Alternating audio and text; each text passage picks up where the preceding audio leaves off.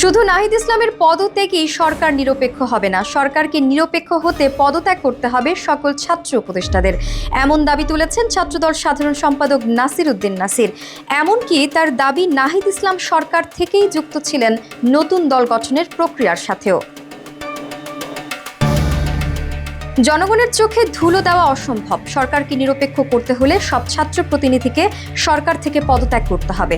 25 ফেব্রুয়ারি নাহিদ ইসলাম সরকার থেকে পদত্যাগ করে নতুন দলের দায়িত্ব গ্রহণে অভিনন্দন জানিয়ে এসব কথা বলেন তিনি। চীনে সফররত ছাত্রদল সাধারণ সম্পাদক এক ফেসবুক স্ট্যাটাসে বলেন, নাহিদ ইসলাম সরকার থেকে পদত্যাগ করে নতুন দলের দায়িত্ব গ্রহণ করবেন। নতুন পথ চলায় তাকে অভিনন্দন জানাচ্ছি। আশা করি তার নেতৃত্বে যে রাজনৈতিক দল গঠিত হবে তারা দেশের স্বাধীনতা, সার্বভৌমত্বের প্রশ্নে আপোষহীন এবং গণতান্ত্রিক মূল্যবোধের ওপর অটল থাকবে। তিনি আরও বলেন, নতুন রাজনৈতিক দলের প্রতি আমাদের আহ্বান থাকবে তারা যাতে ভবিষ্যতে ফ্যাসিবাদী রাজনৈতিক চেতনা, স্বাধীনতা ও মুক্তিযুদ্ধ বিরোধী গোষ্ঠীগুলোর অপতৎপরতা এবং গোপন তৎপরতার রাজনীতির বিরুদ্ধে সোচ্চার থাকে।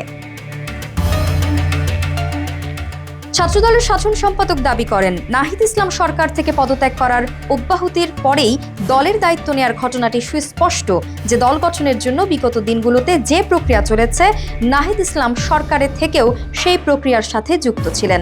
দল গঠন প্রক্রিয়ার কিছু না জেনেই হঠাৎ করে দলের প্রধান হিসেবে দায়িত্ব নেবেন এমন যুক্তি অবিশ্বাস্য।